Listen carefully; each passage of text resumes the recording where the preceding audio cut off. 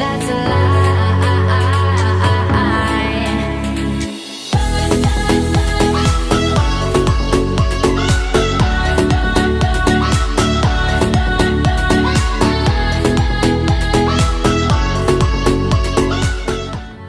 How's the driving culture in Singapore?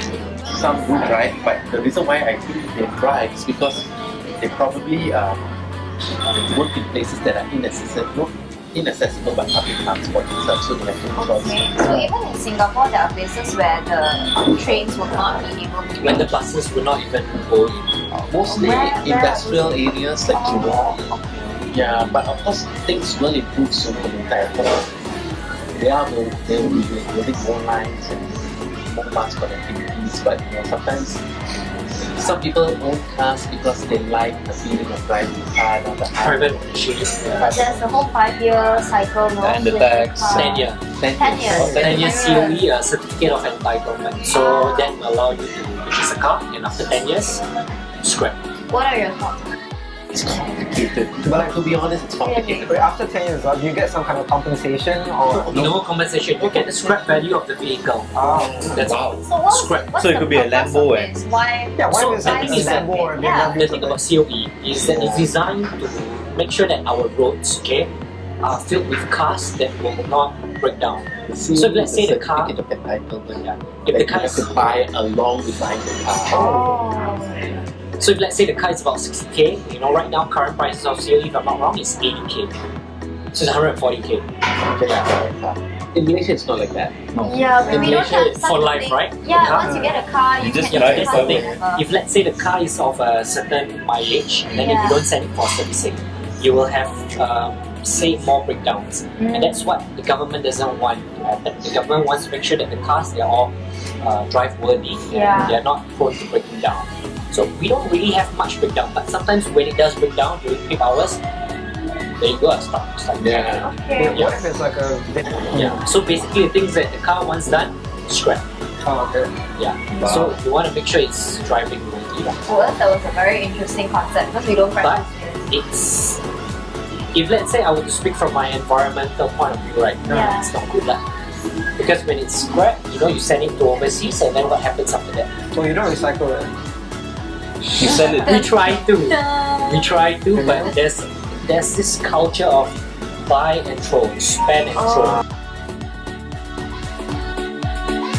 Now, let us see how actually the cost of vehicle ownership in Singapore, in a very simplified way as possible.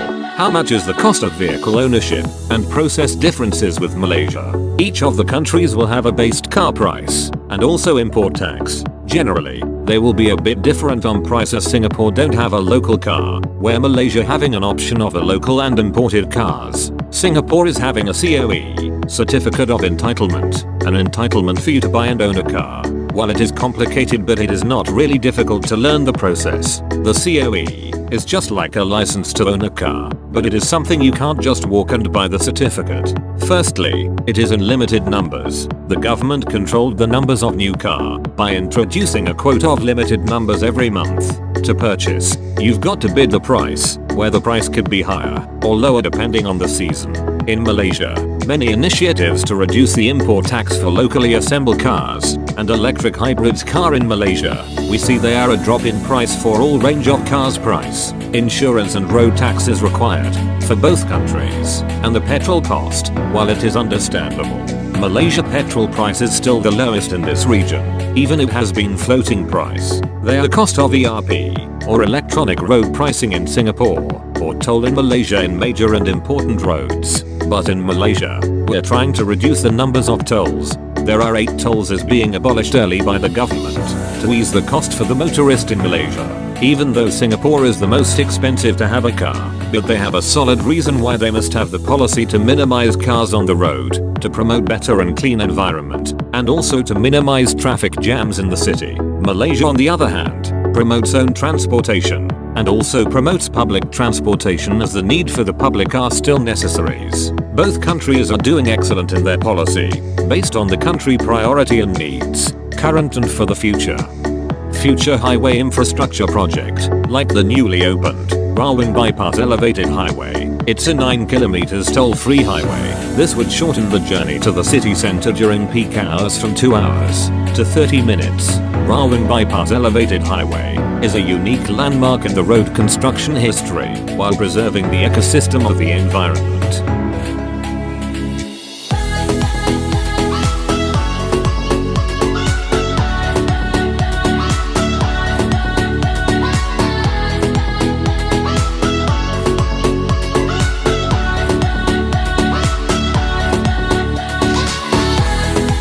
Let us go to the next topics that are also important. Let us see the difference in cost of living in Singapore.